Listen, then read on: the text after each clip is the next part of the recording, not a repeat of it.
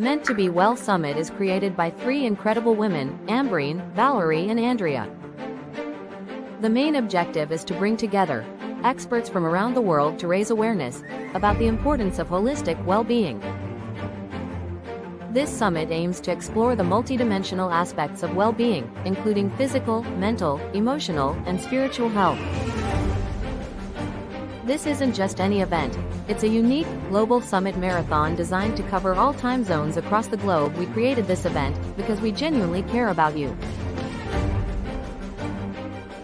We believe that everyone deserves to thrive and live a life of well-being. This summit isn't just about learning, it's about transforming your life. Our speakers are dedicated to inspire, uplift, and help you tap into your full potential. Join us, and let these world-class thought leaders guide you toward a higher level of mental, physical, and spiritual well-being. Hello everyone, welcome back again. And this is one of the very important topics that we're going to discuss today, because as we've seen the revolution in AI, and it is changing all those industries, bringing about change, and the change actually has been accelerated by AI in all the field by, I would say, 1,000 times, which we were expecting. And I'm so honored to have Matthew Kilkeny with us, who is an expert on this, and he talks about that how AI is impacting our mental well-being on different industries. And so thank you so much for joining us, Matthew. Greetings from the Emerald Isle. Wonderful, Ambreen. Before we start, I just want to give praise and thanks to these wonderful yourself, Valerie, and Andrea, who've brought this absolutely amazing gathering together. And I was up till all hours last night to glued to all the wonderful speakers that we had. So thank you for this wonderful Holy Trinity that brought this together for us all. Oh, thank you so much. Yeah, there are actually, the lineup of the speakers are so great. Each one of us have like tons of, information, wealth of wisdom with us. And in last one day, I have learned a lot. I mean, literally with gaining wisdom from all those speakers. And I really wanted to attend Valerie's ones also, but then I thought that it's better that I should sleep so I can perform better. I can be better in today's session. But seriously, all those speakers have so much wisdom and wealth of knowledge, and I'm sure that whoever is attending these sessions, it will be their life transformative event for them. So thank you for all those even audience that who are joining. So let's begin our conversation. So share your thoughts about that. How first of all, tell us about the revolution of AI that has just begun. What are your thoughts on it? Well, we better be careful so we don't go into the stratosphere and try and stay focused. Yeah. As we said, you and I were going to make this as very human as possible and not be robotic. So yes, we had structure, but you're after asking me what I was intending to talk about at the end, but I'm going to start with it.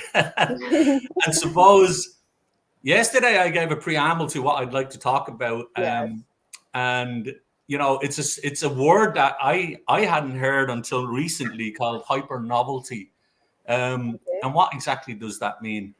It basically means that, the big mistake most people make about artificial intelligence is that they hark back to a time where they think that it's just like any industrial revolution. You just said the information that is coming to us is 1,000 times or 100 times. You said I would up the ante on that and to hundreds of thousands of times more than anything we've ever witnessed before as humanity. Like, we go back to the very early stages of humanity where we discover fire. Okay, that takes millennials to reach all of the species.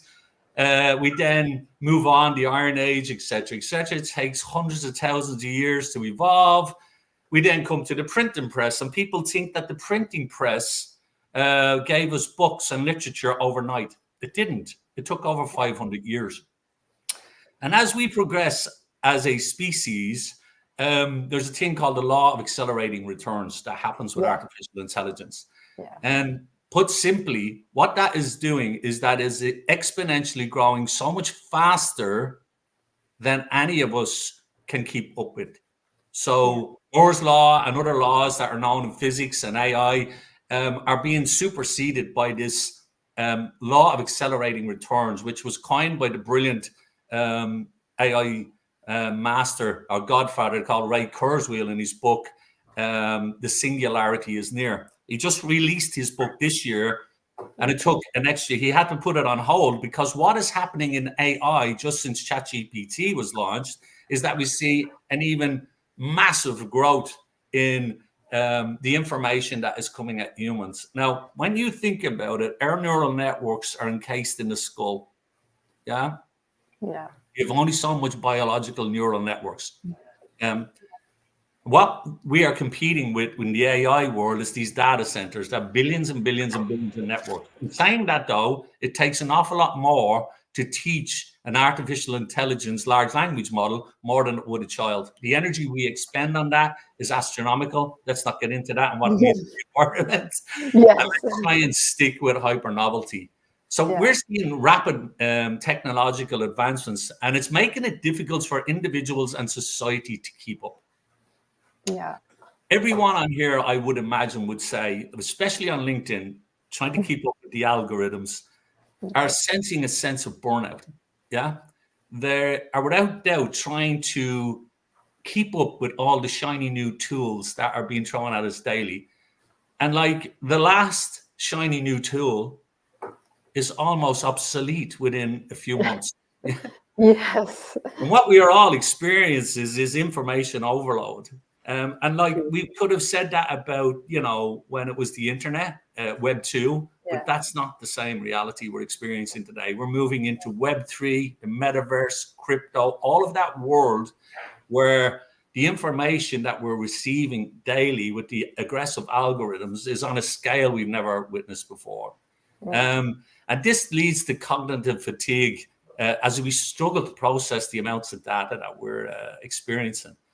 So it's shown in cultural shifts as well that AI is changing societal norms and it's reshaping society. And this creates instability and disorientation. Only in your last talk with the wonderful Hakan, you spoke about that, the disruptions we're seeing in the world today, we think it's all down to religion. In many ways, it isn't. Putin would have said in 2017 that whoever wins the race for AI will rule the world. And these demographics and this race to win the race, the AI race, and have the power and control is what is driving all of this that we're experiencing, what we call hyper novelty today. We're given so much information on a daily basis on social media that we're getting decision fatigue. We can't work out what is real and what is fake anymore, and that's only going to get worse and on a magnitude that none of us can really comprehend. We can then go into how this is disrupting jobs, leading to displacement, economic uncertainty, and this is causing stress in society. I'll make it very simple. I'll give you a rhetorical question. Okay. There is an exponential growth in artificial intelligence. I tried to explain that by discussing hyper novelty. There is also, as you and I well know, and we've discussed at length, an exponential rise in mental health problems throughout the whole world. The latest statistics from the World Health Organization is that there are 350 million people depressed today, and over 800,000 people have taken their own lives. Now, none of us can deny that this has to have a correlation with what we're experiencing with hyper novelty and the AI industrial revolution. Yeah, that's true. I mean, your insights are really brilliant, especially the way you've taken the revolution initial, the way the fire actually bring about the revolution, the news, the printing press can bring about the revolution. It took years to, revolutionize anything, but actually the revolution of AI is so rapid that it's like it's taking the quantum leap, I would say, that, and we cannot cope up with this. And that's what you're saying. I think that this hyper novelty that's why, because it's going way faster than we expect, and then way faster than our capabilities. I think that's what it is creating, the stress. And I think that's why it is affecting the mental well-being, right? Well, when I was studying long ago in the missionary college, my juvenile psychology class, well, actually, it was a degree in psychology, and I did a diploma in human and spiritual development. Yeah. We often spoke about a term called floating hostility. And to my mind, many people are beginning to feel or sense a boogeyman. What's this boogeyman? Yes. My job is under threat. Like, just look at the posts I put up about the jobs that will be obsolete in the near future. Okay. If you do not know that, you must be living under a rock. And I don't mean to be rude by saying that. I say it because I want to waken people up to the reality that we're all going to experience. Only last week, Elon Musk presented to the world a taxi with no steering wheel, with no gearbox. You're just going to get in it.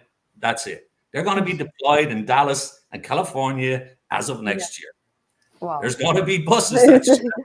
That's one sector that is gone. I don't know what that means for Uber, but I think they're buying up all the cars at the moment.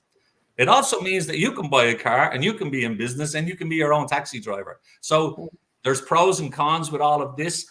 But what the acceleration is like to tell us is that AI is going to create so many new jobs. Not to worry, you will have plenty of work.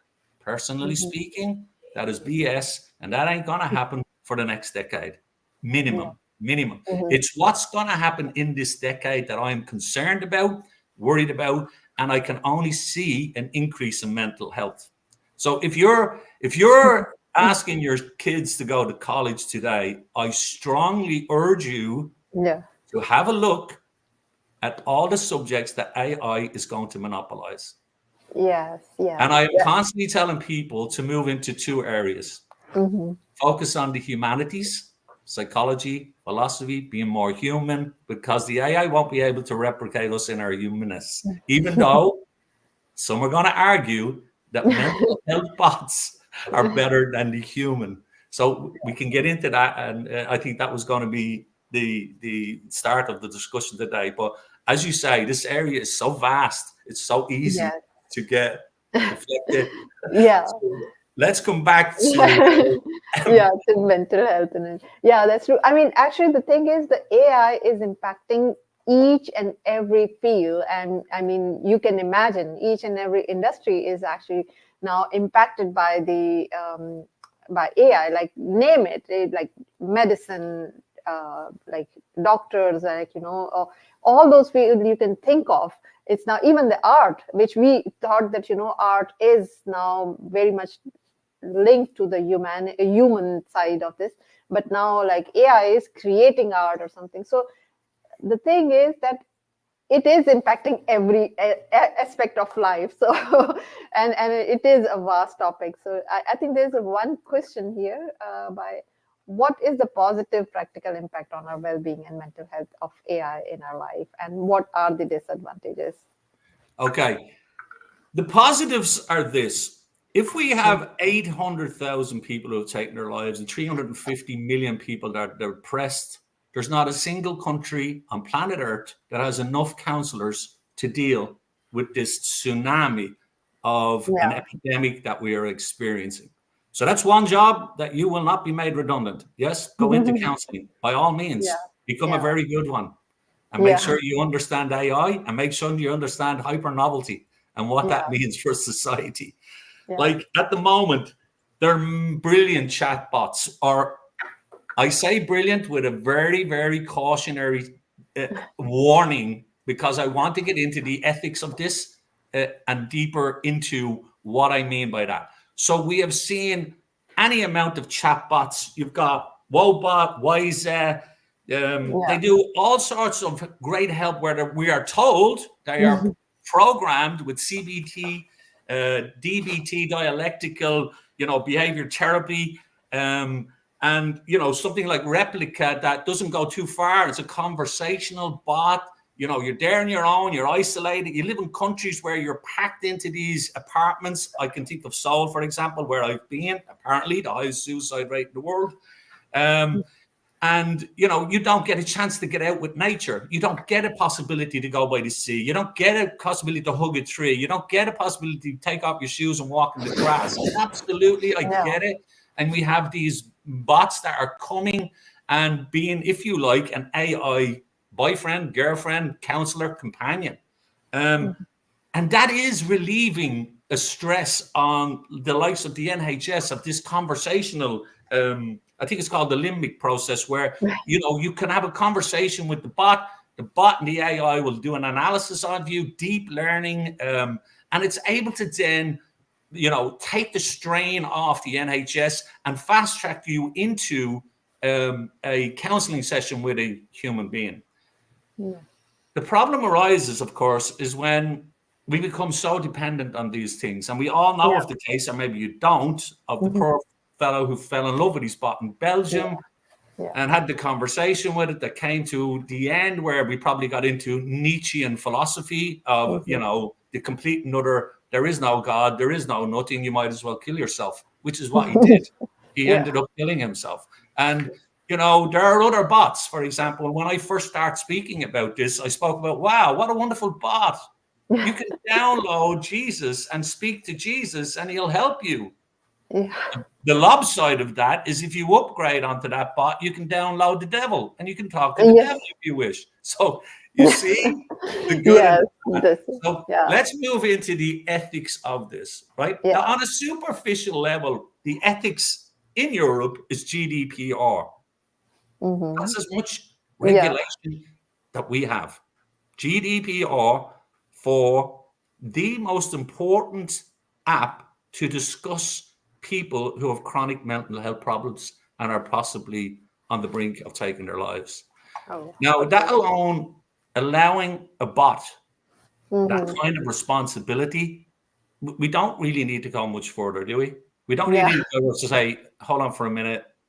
No, that simply has not got the empathetic tool to speak to a person who is seriously, chronically ill and on the verge of taking their lives. No, that's just that would be madness, wouldn't it? Yeah. And yet that is happening because people are speaking to Grok, they're speaking to ChatGPT. I spoke to ChatGPT last night and I asked it, hello, my friend, what makes you not as legal as the chatbots that I've just mentioned? And it stalled. It couldn't answer me. So I probed it again and I went at it another way because it knows that I know that it knows that I know that there is no regulation. And you know that I speak about this on LinkedIn. This is my passion. Ethical AI now. Why am I so passionate about ethical AI now? Because it will raise all ships. There are at present in the White House, or whatever you call it, capital ALR, 150 different AI proposals to, this can't be regulated, by the way. This cannot be regulated. The genie is out of the bottle. As Noel Uhari said last night, the best we can do is to get the great institutions like MIT or Stanford or whatever, and we try to foresee the mistakes the AI might make in the future. Like build a nuclear. Matthew, like I also want to ask that, you know, especially when it was in when we talk about the web, right? And there is a lot of things that there are not regulated on web, and of course it is also not good. But still, it is. I mean, we see a lot of positive impact because of this internet and web. Although there are no proper regulation for the internet, also because each and every country is looking after in their own way, and I think that's gonna happen with the AI. So, what do you think? Do you foresee that it's going to be like this similarly? Because, you know, when internet happens and like there are lots of things, even there are like the giants, of course, those giants are playing with our mental well-being, the internet giants, I would say.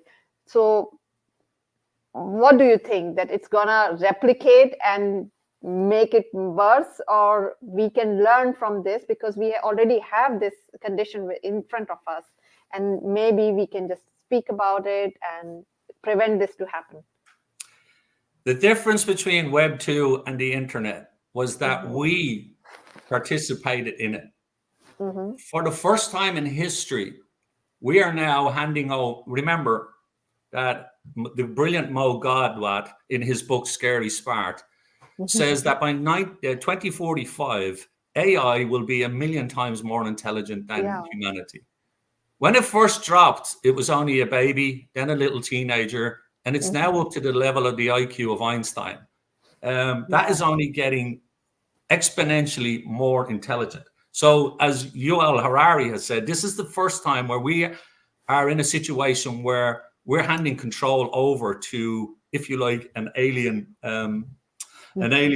He doesn't call it artificial intelligence anymore. He calls it alien intelligence. Yes. So there's a real possibility. For example, when DeepMind or Microsoft tried to allow the AI to buy something online with Chapter, Chapter, where we have to program.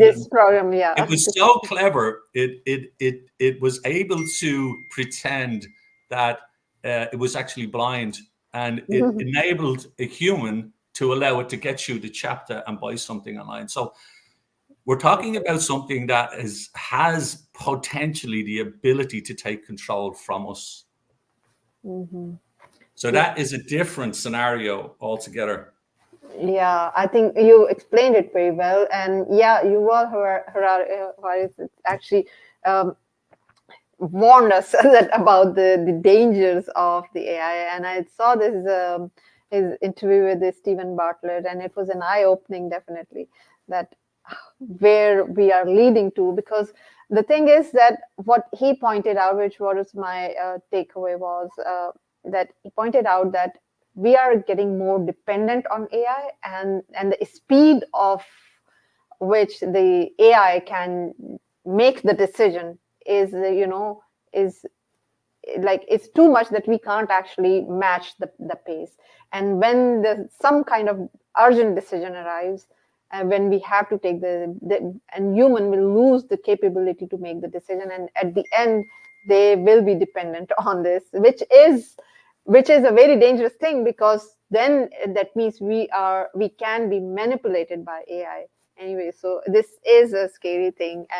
But the thing is that how we can actually stop this, because apparently all these giants are not concerned. Either they are not concerned or they are manipulating us. So I don't know what's the solution. What do you think? What could be the solution? The solution is to join movements like Ethical AI now and get behind it. Let's get this global movement going. Let me say something to you that will shock you. Okay. In 2020, there are only a handful of companies they're bigger than governments, by the way, these companies. Yes. I'll put it into context for you. No matter what you think of Donald Trump or whatever, he was switched off by a guy called Mark Zuckerberg in his election race. Funny enough, Zuckerberg and Elon are now getting behind him. Why? Yeah. Because he'll allow them to do whatever they wish, known as the accelerationists. And there is no regulation of AI at the moment, as we see. And therefore, the question has to be asked, who is coding the AI for the whole of the human race? Just sit with that for a minute. Who's actually, I'll tell you, it's a very narrow demographic, very small, mostly in Silicon Valley, where 90% of the ability to build this technology is focused. Therefore, if you were living in Russia or China, and 90% of the power to build this technology and ethically coded was in this country, would you not be slightly worried? Given that Putin said that whoever wins the race to AI will rule the world. Yeah. Okay. I don't want to get into the Middle East and why it's so strategic. Why it's so strategic for America when it comes to artificial intelligence, because it is connected to Taiwan. In Taiwan, 75% of the natural resources to build AI material is in Taiwan. Yeah. If that country is invaded, we will move to World War III. But let's not get down that road. Let's try and stay. But these are all the underlying existential tensions that we are all beginning to experience. And so our subconscious is so powerful. Even though we can't internalize these existential threats, we know they're here. In philosophy, existential threat to humanity or existentialism is going back to the fall. Human beings know that they came from paradise, they're on this earth, and they're trying to get back to that place of peace. That's what mental health is all about. We are all, as St. Augustine would put it, our hearts are restless until they rest in you, God, or whoever your creator is. And this is the human condition. Now, with all of this stuff with AI and the hyper novelty that we're experiencing, because the AI excel, let me liken it to this. What AI is not a new concept. It's a very old concept. The problem was that all of the top people in AI and companies in AI agreed they would not unleash this virus on humanity until everything was checked, balanced, and ethics, all the ethical the questions that would arise were looked at. So they put it on the back boiler. And then a young man called Sam Altman, not on his own, obviously, dropped a thing called ChatGPT. And they said, we're not going to test it in the labs anymore. We're going to test it in humanity, and we're going to make it better as we go along. In other words, we, humanity, are going to tell them, if we can, if they listen, the best ways for us to make this wonderful technology. Make no mistake about it. Artificial intelligence is amazing. Yes. There is nothing wrong with the innocent artificial intelligence. There is a huge problem with human greed and stupidity. Yeah? This is why we're in the situation we're in. Nothing wrong with AI. I love AI. What it's doing in medicine will blow your brains. It's unbelievable. Love it. Yeah. Very, very concerned about the power brokers and the people who have control of it. That is why I am all in on ethical AI now, because it will ask the questions. Is this thing protecting our children online? Is it good for our mental health? What's going to happen when jobs are gone? Can we have these conversations as a grown-up society? It's not happening. So what's after happening is, boom, the AI accelerationists, a lot of them known as transhumanists, have blasted out of the train station. Now think of a bullet train in China. It's going so fast. This is where we are at as humanity. This is us. This is us. Yeah. We haven't even got a ticket to the platform of the train station. Yes, and it's already gone. Yes. So who? And then I'm going to make it even more shocking. In 2023, the most powerful AI developer in the world sacked its own ethics committee. What does that say to you, Ambreen? Yeah, I mean, these are the times that means that we are on a very, I would say, interesting time. I mean, at this moment, and we need to witness, and we can pray, and we can be the change we want to. I mean, that's what our responsibility, and that's why I think you are so vocal about it, and I'm so vocal about it as well. I mean, especially in terms of mental well-being, that we need to create awareness about it as much as we can, so people know that there is a danger, and when they know it, they're more intentional about their practice as well. So I think that's what I feel that we must be doing, and we are doing our part. That's what. That is why, if anybody takes anything from my conversation today, okay, please get yourself this book. I will definitely. This is Anthony DeMello, Awareness. Awareness. You see, DeMello in his book is old spirituality. Yeah, an Indian Jesuit Catholic priest. Anyway, and a psychotherapist, brilliant psychotherapist. Okay, and he said the most practical cure for any mental health problem is spirituality.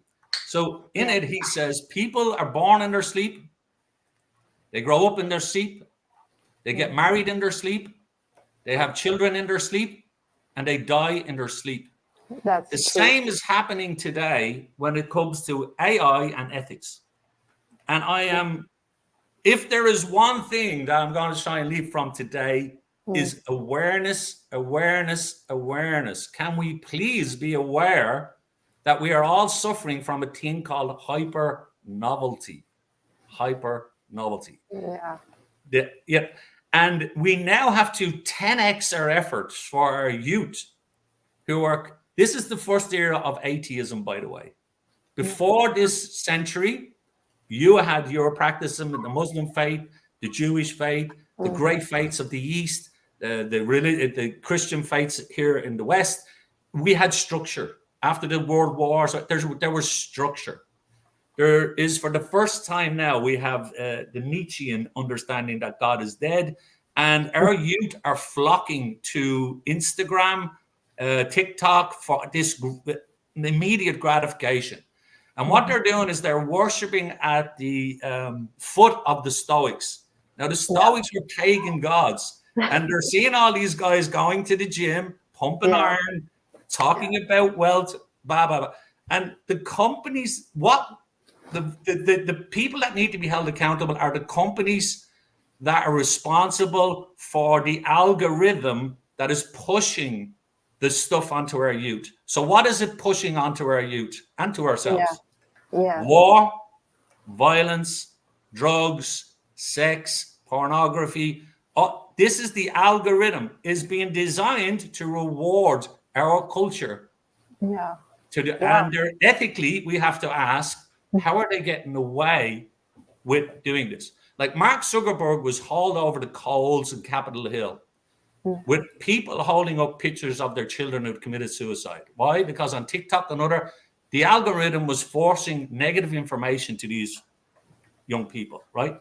This is intentional. This didn't happen by accident. Now, I would have thought that Mark Zuckerberg would have went into hiding for 6 years.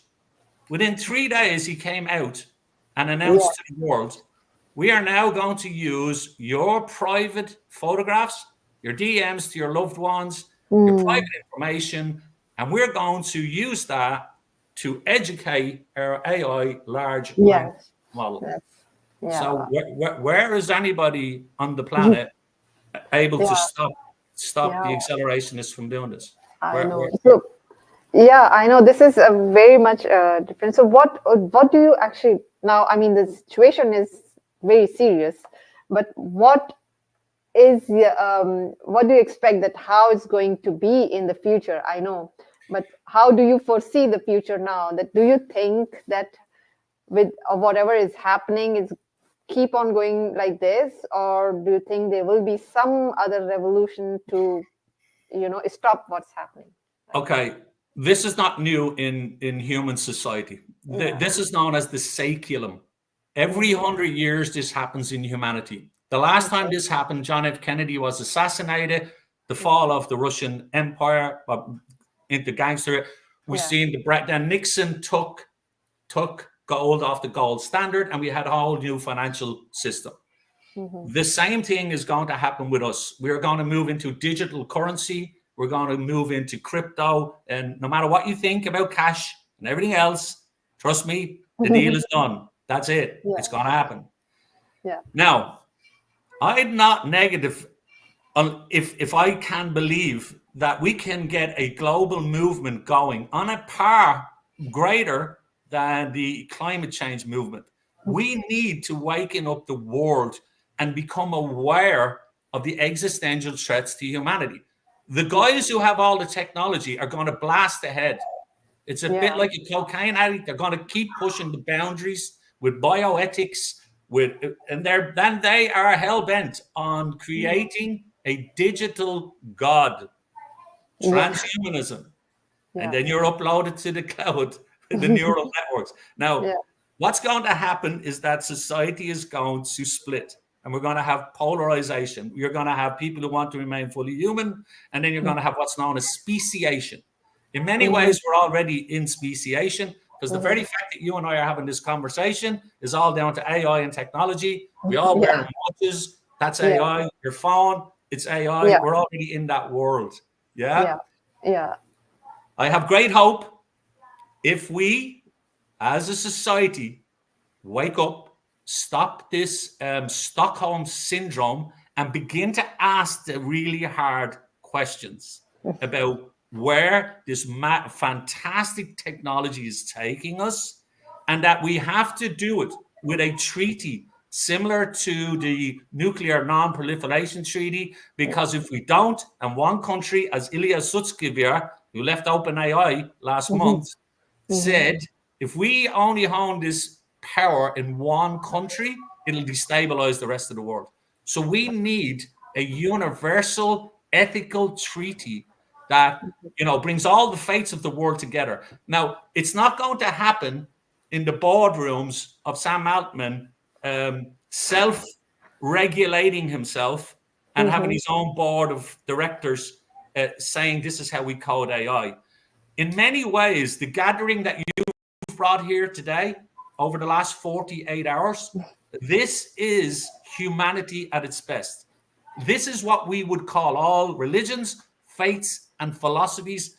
We are the stakeholders for the human race, and we should all be involved in how all future developments of AI is being done. At the moment, it is reserved for the halls of academia and basically a few powerful companies. Therefore, a few men, mostly, sorry, ladies, mostly men, that's another issue, making up the minds of where we're going to go as a species. And that just isn't on. That is why I'm so big on ethical AI now. I've launched an online store in the hope that every young student in the world will begin to wear caps and say, what is this ethics thing? What is it? What? I'm hoping that will elevate the discussion. Yeah. It's like Hakun is saying that you and AI. Absolutely. It has to be bigger than the United Nations. Don't get me started on the United Nations. The United Nations, he comes onto LinkedIn, the president a year ago, and said, we're going to set up a special task force for AI. I'm like, really? Really? That's like saying we'll start 10,000 years behind the laws of accelerating returns. Okay? That's how far behind we are in trying to put guardrails into the system, right? And then he says, the first paper we will give you is October 2024. Look, at the mind boggles. These institutions are too slow. We, the people, are going to have to now rise up and demand that we accelerate the need for ethics in all future AI development. Yeah, I think that's so. Do you think that this is going to be leading to the end of this humanity, or like, you know, when we see these sci-fi movies, like, you know, AI taking control of, you know, or the like technology robots are like controlling humans? Do you foresee this happening? Okay, Ray Dalio was probably one of the greatest macro investors the world has ever known. He predicted last year there's 5% chance of civil unrest throughout the whole of America, and there's going to be 10% World War III. He's updated his prediction to 55%. He doesn't get his figures wrong. Anyway, this is not here. I just, you know, Geoffrey Hinton has just won the Nobel Prize for physics for artificial intelligence. He is shouting from the rooftops the same concerns of, I mean, how is this not front page news and media that humanity really, we have to get together on this. We really have to get together on this, and we really have to start. How is it not? Well, that's very easy, because who controls social media? Yeah, I think that's true. I mean, I think if I take out the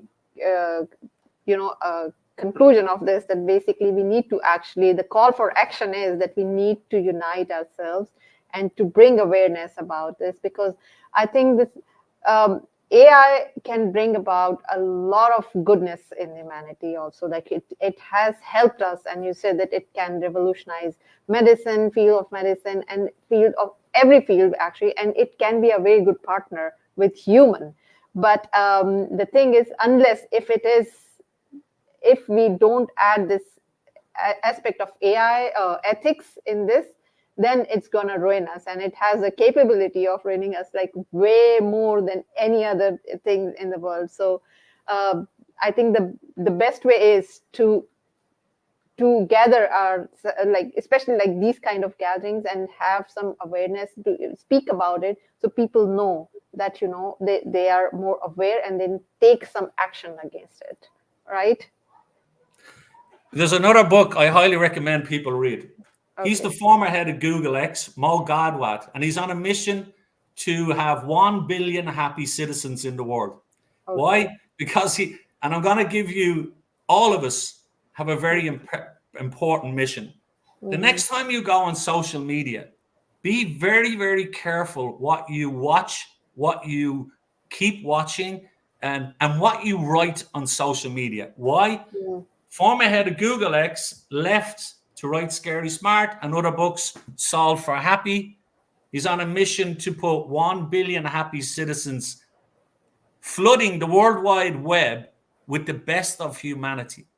Now, that is why 75% of my posts on LinkedIn are about the human soul, the goodness of humanity. Why? Because this is where the AI is learning about us. And when it eventually takes over, it will be making up its mind are these creatures worth persevering with or not. And that is not scientific. That's not science fiction. Get the book. Okay. It is a very, very easy read. We'll definitely do. Oh, God, man. Okay.